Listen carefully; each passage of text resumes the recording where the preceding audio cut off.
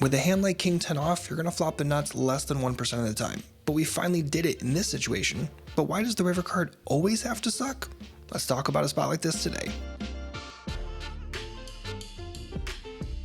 Good morning, how are we doing today? My name is James Sweeney, aka Split Suit. Welcome back to another video. Apologize for my voice, I'm getting over a little bit of a cold here, but I still wanted to get some recording done for you, and let's get rocking and rolling with this video. So this is a hand directly from vlog number 11, played at Orange City over in Florida, playing some 1-2, and let's just jump right into the hand. Alright, so in this hand we are in the small blind.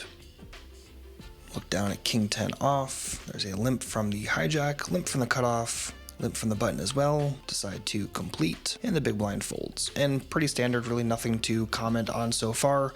Raising here I think would be a little much, especially because the button is a pretty bad player, and if I raise, likely going to end up going 3 or 4 away, and that's just really not what I want to do in this situation. But all is well with the flop when we end up flopping the nuts on an ace, queen, jack board with 2 diamonds, and just end up leading out here for 10. So firing 10 into a $10 pot is totally standard size-wise.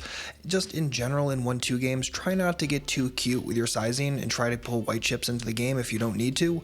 Making this either 5 or 10 is going to be much better than trying to make it 7 or 8, even though that might be a more precise bet size. It usually just makes the game run a little bit longer because the dealer has to make change, and it just creates all sorts of problems. So nice round numbers to the 5 chip is going to be much better overall in my opinion. Another thing to note in a spot like this is you might feel tempted to go for a check raise instead of just firing this out for pot yourself, and I think that's a big mistake. One, because I think a lot of players will call here with hands that they would not otherwise bet with, and this is just the kind of situation where if you decide to check raise, are people really going to be that enthused with an ace-x hand or maybe a jack plus draw kind of hand? I don't think as much so, unless of course it's jack-x of diamonds.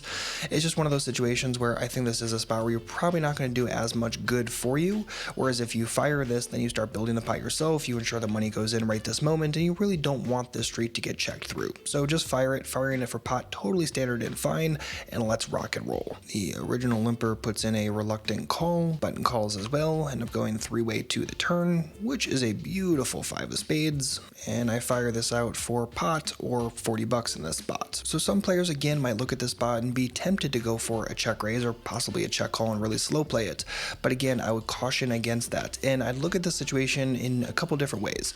One, the button is a calling station. It's just information I had in this hand based upon the session and the way that it had been rolling out so far. So against a calling station, typically they're the kind of people that will call a lot of bets with second best hands but aren't necessarily going to fire them themselves. And also we have the hijack player in this spot who, if we think about it, open limped pre-flop, then just decided to call flop. This is a bunch of passivity, and just open limping in general from the hijack is not something that I would massively suggest, so probably not the greatest player in the entire world. So because of that, we have 2 players that look to be pretty passive, probably more on the calling station side of the spectrum, at least the button is for sure, and as such I definitely want to go with the fire plan and just fire this out. However, you could definitely consider going larger in this situation instead of just firing for the 40 bucks. And at first glance you might look at that and say, what are you talking about? We're already potting it here, how much bigger are we going to go? However, we have to keep in mind that live players, one, tend to be more inelastic with second best holdings, so if they have something like a flush draw or they have a pair or pair plus draw, they're more likely to be inelastic with that, which means they will call more right this moment with those kind of hands. That's good for going bigger. And then also this is the kind of spot where just live players, not just this spot, just in general, live players do not keep track of the pot size very well. So if you bet 60 here versus 40, most people aren't even going to know that you're over betting, so you don't have to worry about that too much in this situation. And if you only get called in one spot, going something like 40 makes the pot 120 on the river, going something like 60 makes the pot 160 on the river if you get called in only one spot, which then you can see how a bigger river bet is going to be much more possible.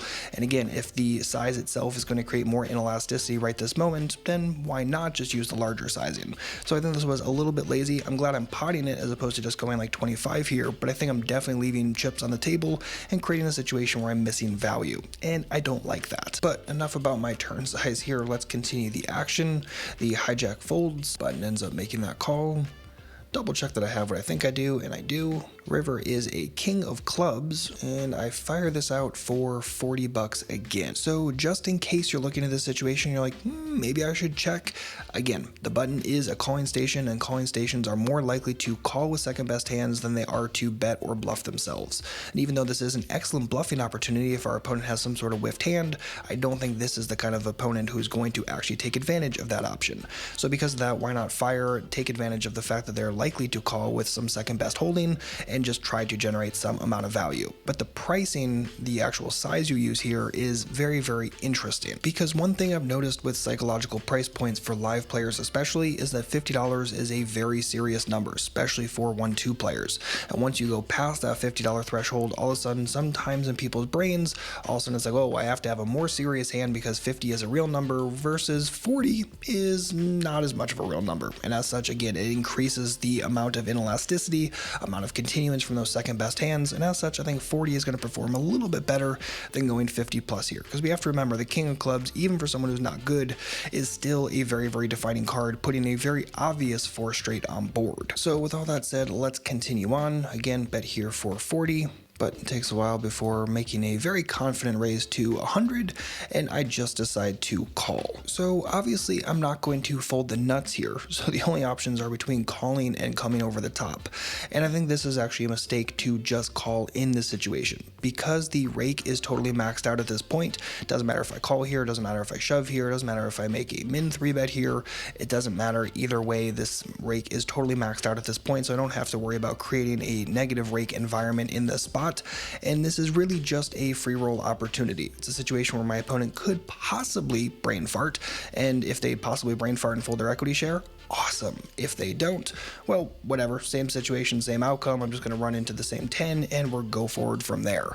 So while this is a very standard continuance, I think this is a mistake to just call in the situation, but again, understanding the rake ramifications is very, very important. I see some people shove here when the pot's like $20, and that's usually where you're going to end up borking yourself, as opposed to this situation where the rake is already maxed, in which case I would definitely go for the shove next time. This was a little bit lazy on my behalf. So after calling, I very quickly show my hand. My opponent very quickly shows queen 10 of clubs, and here comes a chop pot right back to both of us. And, you know, the result isn't incredibly shocking, but again, if there's any chance they could have brain fart folded, I think this is definitely worth going for a shove instead of just going for the call like I did in this exact situation. So while chopping the pot is not my absolute favorite outcome when we flopped the nuts originally, at least I'm getting some percentage of it back. But again, the most important points to note here are the sizing and really the betting options throughout the entire hand leading up to the river, and those sizing options are very, very important.